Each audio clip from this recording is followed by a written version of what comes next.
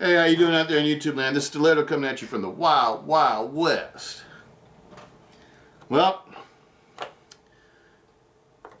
this one's for the Lone Ranger and a couple other people that asked me what they should invest in for the cold steels, just in case they're not going to be made anymore. And my suggestion is, don't worry about the little ones, because everybody makes little knives. I'm calling little knives like 4 inches and under. That's a little knife to me. That's a small knife. I would say get the ones that people don't make. They're only cold steel made. And that's the ones that are 4 inches and bigger.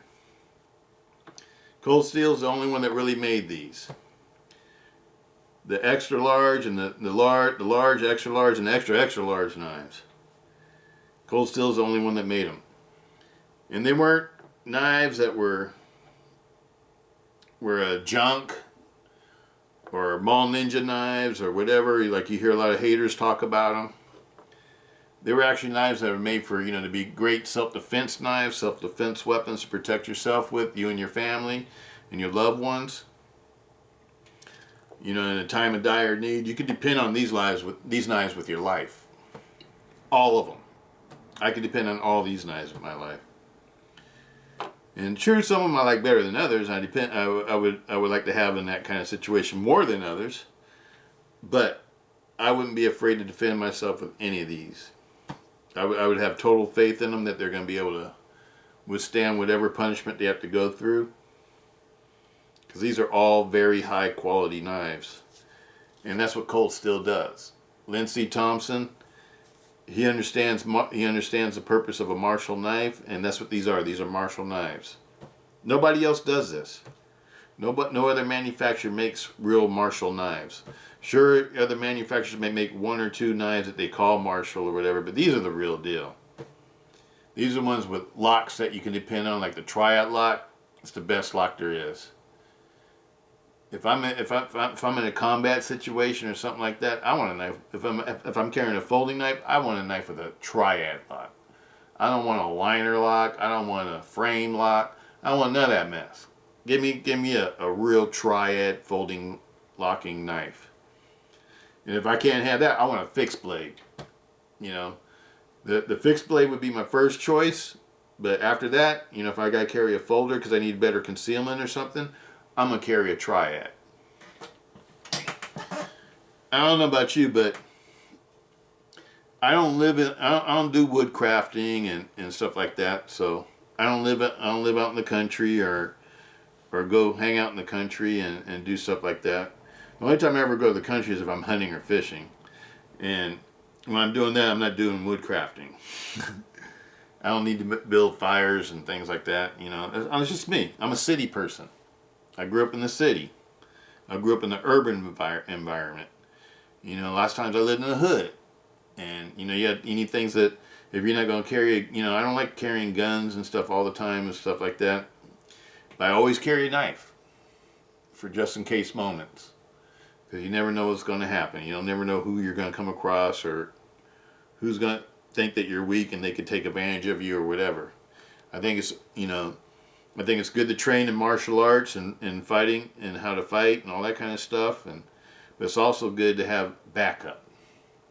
And that's what these are. These are backup knives for me. Backup knives. I've ridden motorcycles all my life, and I've ridden with some crazy people too in my past, and went to some crazy events with crazy people, and I was riding bikes all the time.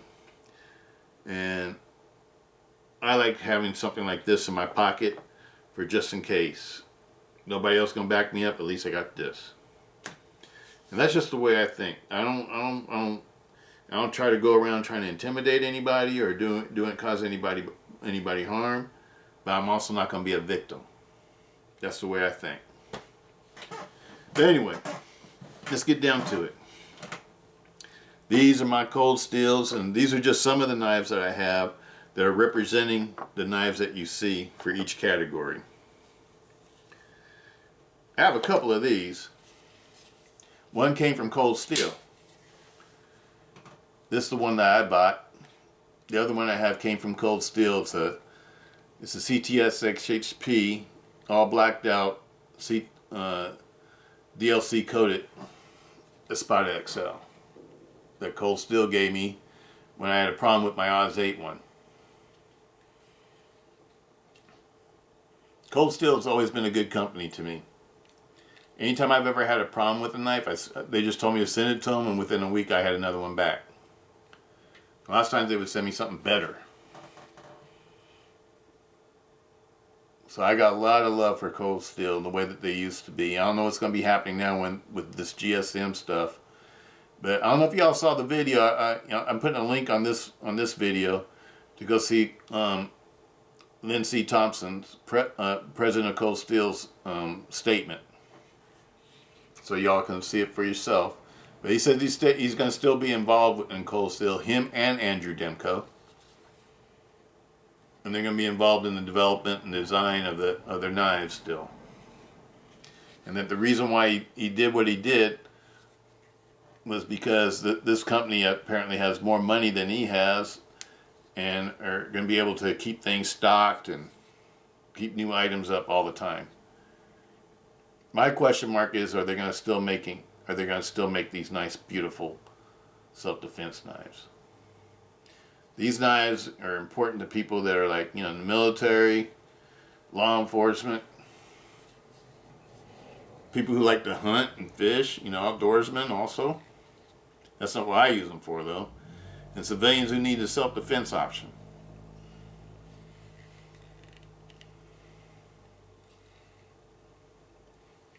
Absolutely love it. This is the Espada XL. You can still get these for like about 150 bucks. And all these knives, if they stop making them, you can bet that they'll double, triple, maybe quadruple in price. Absolutely love all these.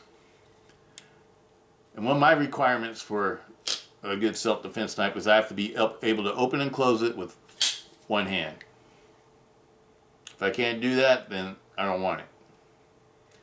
And that's how all these knives are. I see people sometimes saying that they have problems opening and closing them, but I don't never have any problems opening and closing them. This one's been polished, though. This one's been polished and set up for me. I've tuned it for myself. I've never carried it, but it's a just-in-case knife, in case the zombie apocalypse happens. It's actually a little bit too big and heavier than I like to carry. But I love these knives. This is one that Lynn Thompson says he carries all the time. Next up is a large size. Now this is a size I have carried a lot. I carried this one a million times. And you can tell by how easy it is to open and close because it's been used a lot. It's a fidgeter. It likes to fidget. Yes, it's big, but it likes to fidget. This is one of my more fidgety big knives. And I love the balance on it too. These are some awesome knives. The large Espada XL. And not XL, large Espada. And this one's been all polished on stuff, everything up. All polished out too. And the newer ones all have saber grinds with a 4mm thick blade. This one has the AUS, Japanese AUS 10A steel, which is equivalent to, I would say equivalent to like 154 cm or VG10. It's a very good steel, holds a good edge. It's not like Oz 8. I like Oz 8 too though, but Oz 8 will lose its edge pretty quick. This one doesn't lose its edge. It's never had to be resharpened. I've stropped it, but I've never resharpened it. Excellent blade. Highly recommend these. You can get these for like $125 or so at different places. Around 125, should I say. Next one up is a CTS XHP version with the DLC coating. This one has a Deody green G10 scales. 4mm blade. This one I haven't really carried that much because I think of this one's more of a collector. Why? Because it's the more expensive model. These are more expensive. They go like $150 to $200, somewhere around there. And if they stop making them, they'll double, triple in price. Just like the Talwars did. Next up is one of my all-time favorite models. And this is one I would call this a collector. It's part of my collector bin. But here's the one that I use. It goes with me to work every day. This is my glove box knife. This one used to have the Tough X coating, and I took it off with Clean Strip, I think is the name of the brand of the stuff that I use. And took off the Tough X coating and revealed a nice stonewash finish. I bought this one about 10 years ago, something like that. And it's been my glove box knife. Made this holster for it. This is how I keep it. It stays in my glove box just like this. Bam. But anyway, let's get back to this one. I pulled that one out just to show the doc, Dr. Mark. I had told him about it. I just wanted to show it to him real quick. But this is the CTS XHP version with the DLC coating, OD green, G10 scales, 4mm thick blade, hollow grind with the chisel point. Absolutely love it. These are getting to be hard to find, but if you can find one, I would say buy it. These are a little bit more expensive. More expensive, around $200 or so. If you can find one now, it'll probably be close to $200, maybe a little bit more. Very popular knife. And if they stop making these big things, it's going to even be more expensive. This is the Voyager version. I actually like the Voyager handle a little bit better. Even though this is a Grivex handle, I just like the way the handle's shaped. Because the rear grip on it extends the blade out to about 7.5 inch blade. Or 7.5 inches worth of reach.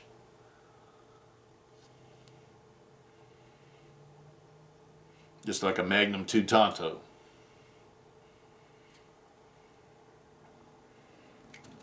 And the reason why I love this blade style so much is because of snap cut. This one has a 50/50 blade. This is the rawest collector's version.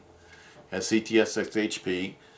I don't know if you can still find any of these with the 4mm blade, but if you can, I would say buy it, because this will probably be a very expensive knife in the future.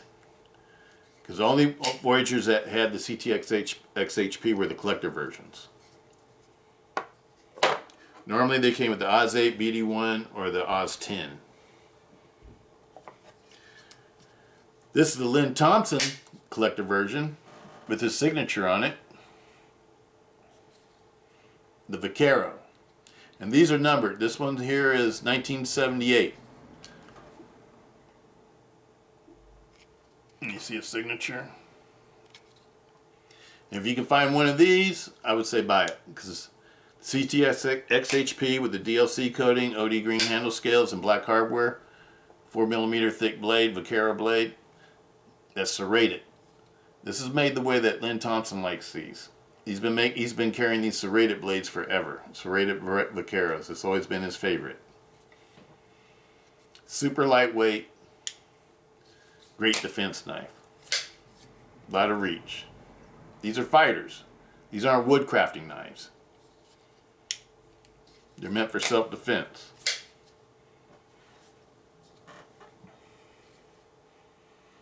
Absolutely love it. And these will be worth a lot if they stop making these big knives. When I say worth a lot, I'm talking about the original price will probably quadruple. It can go as high as maybe quadrupling or whatever, you know, at least doubling. So it'd be a great investment. And here we go. Here we go. My favorite of all the big blades, the Talwar. The Talwar. The Talwar. 5.5 inch Talwar. I absolutely love these. This is the most lightweight, big folder that's heavy duty and strong that I like. Absolutely love these. CTX HP, DLC coated, OD green, G10 scales. I have a bunch of Talwars. I love my Talwars. I actually used to carry a Talwar all the time when I was riding with the club back in the day. That and a Ti-Lite 6 and a holdout. Those are like the 3 blades I would be carrying all the time. But this was my favorite though, that was a Talwar. And I had all these other types too at the same time, but this was the one I carried. Absolutely love the Talwar. Highly recommend the Talwar. If you can find these are worth a lot already. They're in high demand already.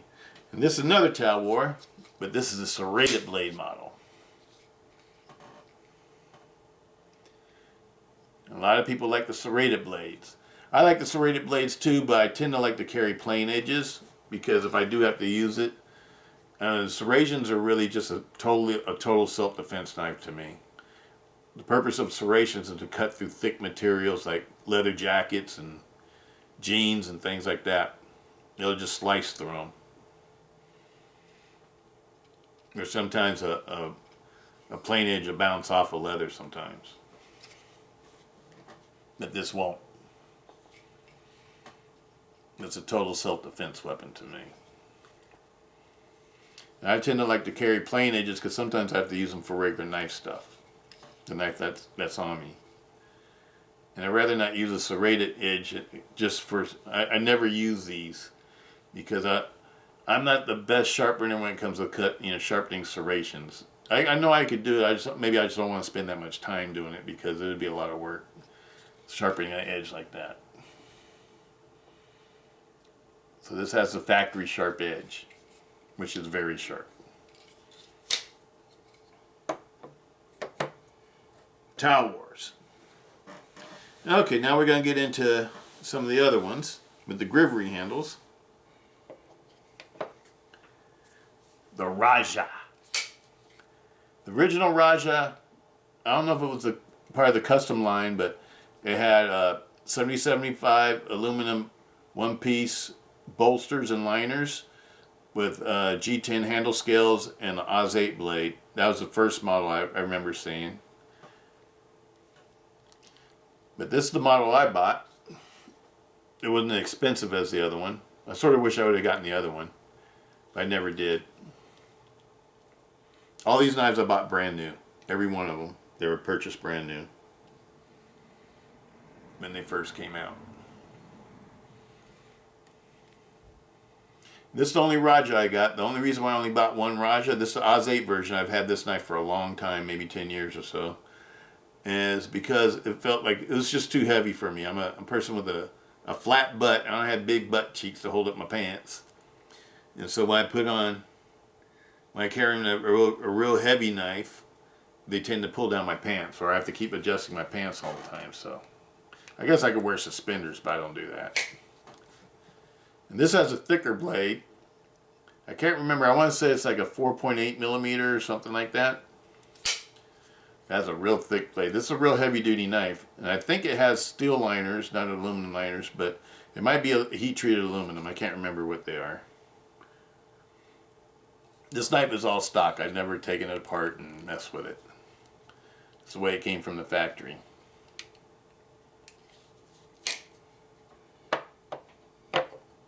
The Raja. It's supposed to be a folding kukri. Now this knife, on the other hand, has been completely modified because I carried this one a lot too. But this one I got after my motorcycle club days. And I used to carry this one. I love the counterpoints. This is the BD1 version. This is my favorite one that I have. I also have the Oz 8 and the new Oz 10 one. The Oz 10 to me is better still than the BD1. I just like this one because it's been completely modified. As you can see, I polished everything. The liners, the back spacer, the blade, the washers. Everything on this thing has been polished, so it operates super smooth. Because when you first get these are kind of stiff. Stiffer than I like anyway. I like things to be able to operate easily with one hand. And this one's been completely polished. 4 millimeter thick bayonet style blade. Absolutely love it. The Counterpoint 1XL is one of my all-time favorites. It's supposed to be like a big boot knife, but to me it's like a stiletto on steroids. That's how I would describe this. It's like an Italian stiletto on steroids. Absolutely love it. And these will be worth a lot of money too. Okay, the most budget-friendly one right here is the Luzon. The Luzon is a flipper. This was my very first flipper I ever owned, was the Luzon XL. And it's one that turned me on to flippers. A lot of my smaller knives now are flippers because I like to fidget. And they make the best fidgeters to me are the ones that with like a axis style lock with a flipper. That's one of my favorite style of knives. And I like the CRKT Clever Girl too, and the Seismic. But this is one that got me hooked on flippers. But this one has a liner lock, and I'm not too big on liner locks, but it's still fun to play with. It has a locking liner lock that you can lock, but still sort of a thin looking liner lock to me, and I just don't trust it. I got cut up really bad with a liner lock before. But I love this knife though. It's fun to play with. It'd be a great defense knife too. It's not one I would carry all the time. Matter of fact, I've never carried that one. I think I would carry it a couple times. Next up, this one goes to work with me every day. It rides in my bug out bag in my car. It's my emergency backup knife. And you're saying, well, you already got the Recon XL in your glove box. What you need that one for? Well, I just like having something in my bug out bag. You never have too many knives. And the Voyager is one of my favorite all-time cold steel folders. My very first Triad lock knife was a Voyager, a large version of the Tonto with the Oz 8 blade. I still have it. It's kind of beat up and worn out looking because I used the hell out of that one. Carried it for a lot of years. I still have it. And I still carry a large Voyager. It goes on my fanny pack when I ride motorcycles and stuff. But this one goes to work with me every day, and so does my other large Voyager. These are the new Oz 10 ones. I also have these in BD1, and I also have a set in Oz 8 because I've always carried these all the time. It's just when they came out with the better steel, I moved up to the better steel. I've always had an XL in my bug out bag and a large one in my fanny pack. And these are the ones I'm carrying now, are the Oz 10 versions. So I got 3 sets of these. But I would highly recommend, highly recommend these. This I paid $55 for, and the other one I have I paid $43 for at Midway when they were on sale during the holiday season. When they have their holiday sales. Midway's always a good place. Midway USA is always a good place to buy knives when they have holiday sales. They usually have really good sales on cold steels. But I don't know what's going to happen now, though. See, things are changing. If they stop making these big Voyagers and stuff like that, these are going to become highly... They're going to at least double in price. I bet you it'd be over $100 to get one of these. They're not going to be cheap no more. Because they won't be able to buy them at an online dealer or store anymore. You have to go through a collector. And a collector's going to want premium prices for their products. That's the reason why I'm telling you to get these things now. Just in case. You know, according to Lynn Thompson, his statement is that, you know, they're going to continue to make things, but the company that they're going through, though, is an investment company that invested in a lot of different companies, and investors may not want to make these things anymore. That's what I sort of fear. They may not want to make big Marshall blades anymore. And that's what I like about cold steels. I like their Marshall blades. I don't need to go to cold steel to get a little everyday pocket knife, everyday little EDC knife. And for a little EDC knife, I don't really want a Triad lock. I'd rather have an Axis style lock or a deadbolt lock. I don't necessarily want a Triad lock.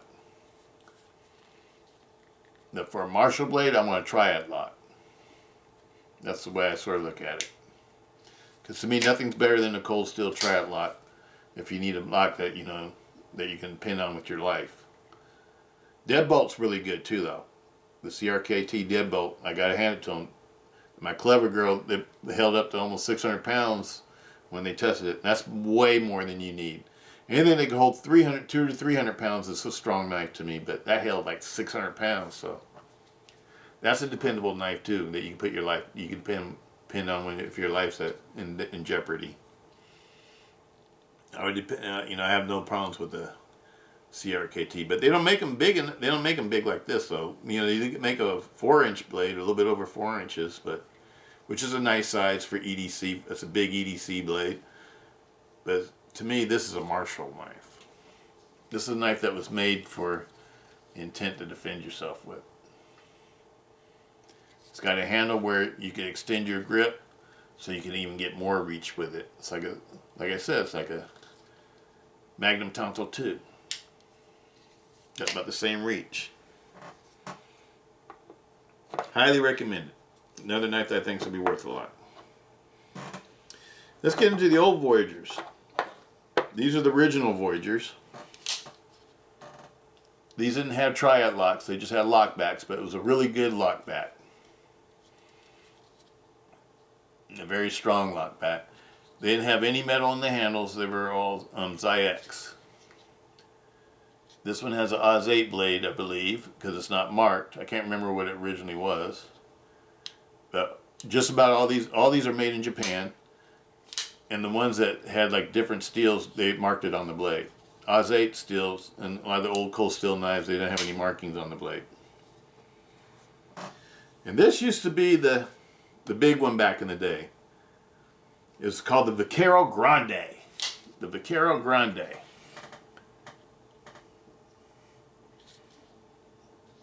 Serrated blade. This is a Lynn Thompson design.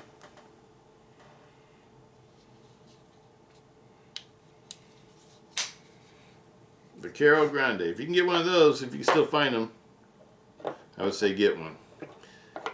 This is the other Vaquero. This was the large version. Had a 5-inch blade. Very lightweight. These feel like they weigh less than 5 ounces or 5 ounces, somewhere around there.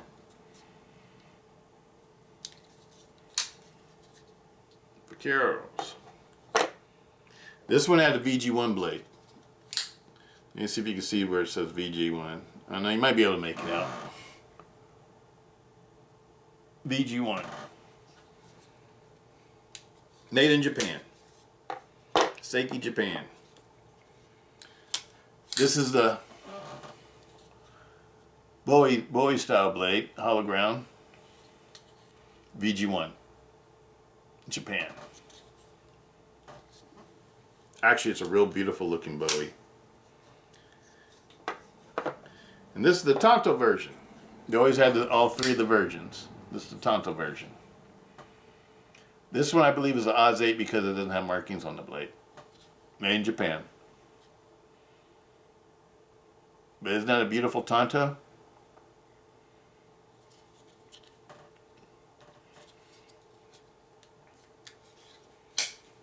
These are already worth a lot if they're in shape like this. You know, near mint shape, they're worth a lot already. One of my other all-time favorites is the Holdout. This one came in serrated blades and plain edge.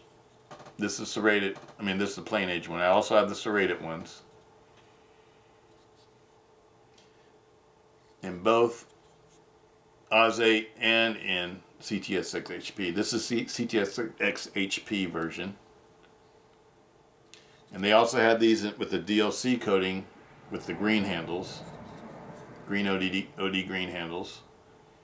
These have a 3.8 millimeter thick blade, I think it was. Fully flat ground. These are like folding chef's knives, if you ask me. These are great for food prep. I use them all the time to cut up ribs and barbecue in meat and all sorts of stuff. So I use these a lot. Not this one, but I have an Oz 8 one that I use all the time. This one's a collector one. Doesn't get used.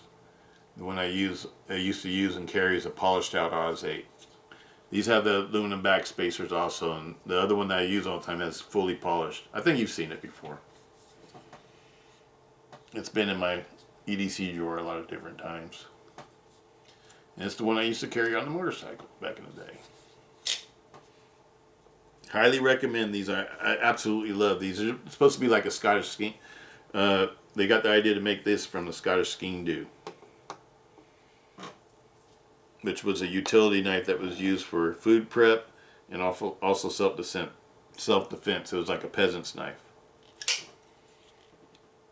This one the design from this one came from a helmet breaker, Japanese helmet breaker. And this is the Frenzy. The Frenzy. It's one of my favorites. I have a bunch of Frenzies. This is just one of them. I can't remember which one is this. The Oz 8? I mean, not Oz 8, but this is one of the newer ones I have. It's a S35VN. I also have this same handle in a CTX HP one. I have a couple of CTX XHP ones and a couple of the S35VN ones. It has a saber ground blade, sort of like a modified Warncliffe blade with the blood groove. And these are 3.4 millimeter thick, I think it is. This one's super lightweight, weighs like about 5.6 ounces or something like that. G10 handle with excellent grip. Highly recommend these too. I've seen these as low as like $99 for the black and gray one on Cold Steel website right now, and they go up to like about $150 on different websites. So in between $100 and $150. It depends on where you're getting it from. All right, next up, let's get into Ti-Lite 6s. You know I love stilettos. I love my stilettos. And I know these are liner locks, but they're folded over super strong liner locks. I trust these. I carried these for a long time too.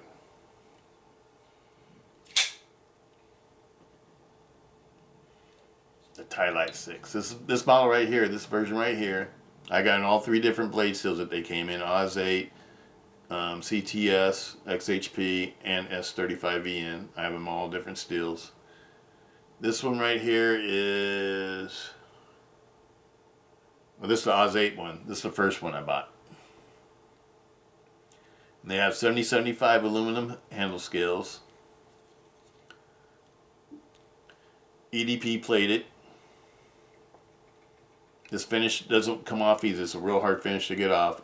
Believe me, because I've done it before. I've taken the finish off. It's super hard to get off. You've all seen number 154 with the polished aluminum scales and the new crisp blade.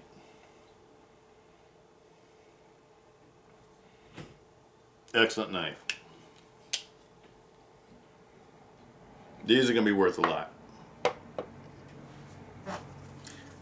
The Ti-Lites, other than the Zytel ones, have always been worth a lot anyway. This is the Zytel version with the Oz 8 blade. This is a modern one. These go for around $50 to $60. But these will, if they stop making these will skyrocket. This is actually one of the better ones to carry because it's so lightweight. It has stainless steel liners, Zytel, Zy-X backspacer, Zy-X scales, Oz 8 blade, bayonet style blade, stiletto bayonet style blade. Absolutely love them. Super fast to open. And even though these are liner locks, I trust this liner lock, because it's folded over and it covers the entire blade tang. pretty much the entire blade tank.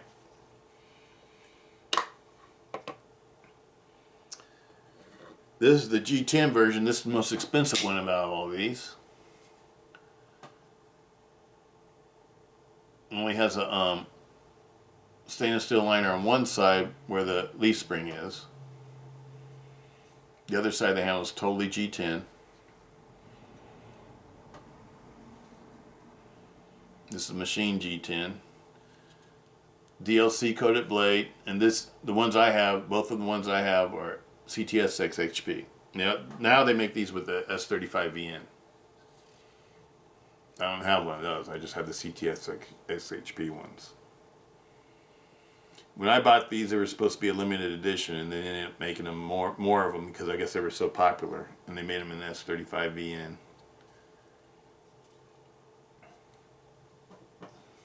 Absolutely love this one.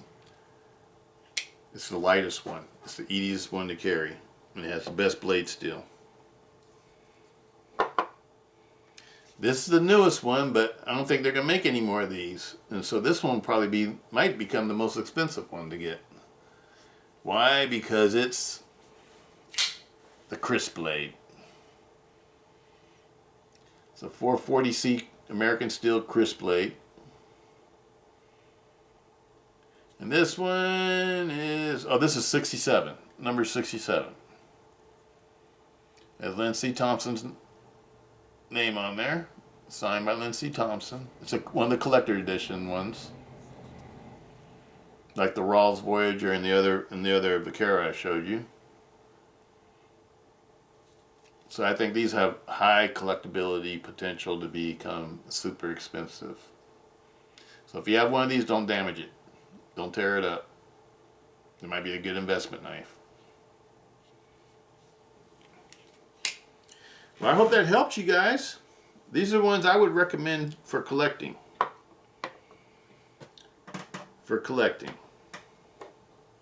I think it's also good to have one for carrying if you want to carry a good self-defense knife, because these are what I would recommend. I think these are the best self-defense folders that there are. But anyway, I'm gonna leave a link to Lindsey Thompson's statement so you guys can see it. I want you guys to check it out and let me know what you think of it. I'm gonna put this video out tonight. It's probably gonna get out a little bit late because I just got off work not too long ago, and I tried to get everything together. I had to pull everything out the safe and get it all together. But anyway, I hope you all liked the video. I hope you like what I got to show you about what I think about the big blades that are going to be worth a lot. But these are the ones I would recommend. I wouldn't worry about spending my money on the little knives. The other ones I would recommend to get would be, let me see if I can show you a couple others that wouldn't fit on the table. The SR1s with the 5mm blade stock or 4.8mm blade stock. Saber grind, 4-inch blade. It has stainless steel liners, partial stainless steel liners. Grivery backspacer, or G10 backspacer. G10 handle scales. This is my favorite heavy duty knife. I know a lot of people like the 4MAX. This is the one I like. Another one would be the Spartan.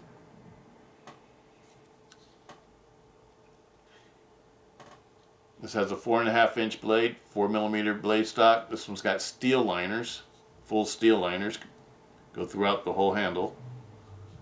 It's a very strongly built knife. Hollow grind, Copus style blade. The other one I would recommend, AD10. This is going to be highly collectible. This is the first generation of AD10s with the hollow ground blade.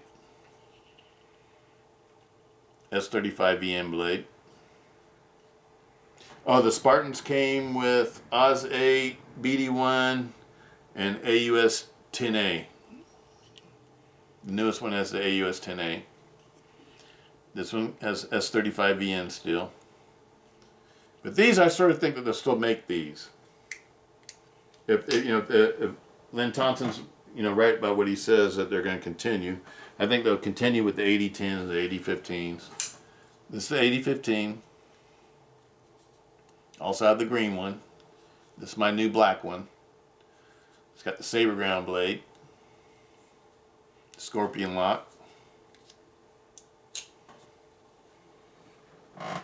That's going to be a collectible one if they stop making it also. Also another one that if they stop making it, it's going to be the Italian Damascus steel Night Force. This is a really, really beautiful knife too. I really love the blade shape on this one.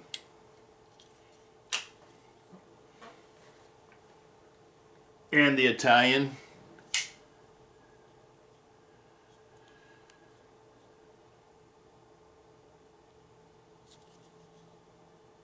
Storm Cloud.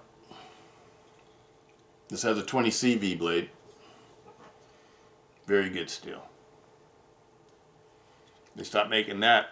It's one of the smaller ones. I think it would be highly collectible. And of course, this is an Italian, but I also have the American one, 4 Max.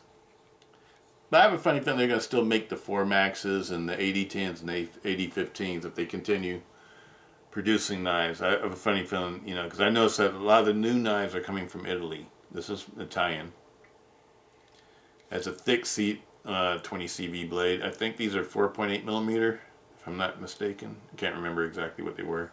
Titanium liners. G10 handle scales. Stonewash blade. Beautiful knife. I never carry it because it's a little bit on the heavy side for me to want to carry for the size of the blade. But I absolutely love it. The American one I have is not perfect. It's flawed. This the Italian version to me is way better than the American version. I don't know who made the American knives, but whoever did, the one I got, it's not perfect. But I keep it anyway because it's collectible. Because it's one that's made in the United States. It's a Triad folder that I have that's made in the United States. I like the Italian version better. I wouldn't recommend anybody buy the American version. If you can have a choice between the American or the Italian, get the Italian.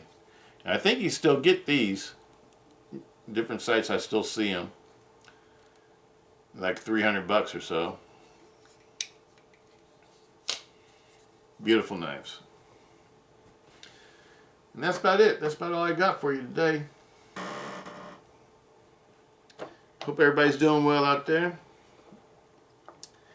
I know it was a shock to find out that Lynn C. Thompson sold his company, but after watching that video, I have hope. I honestly have hope. I hope that he's going to stick to what he's saying in the video. I want you all to check it out. Let me know what you think. But I'm gonna keep things positive. I'm gonna hope that he does, continue the company or whatever. But anyway, I'm gonna go ahead and post this video so y'all can see it. And put these knives back in the safe and get ready to kick back for the rest of the evening and go to work tomorrow. Peace out. Stiletto.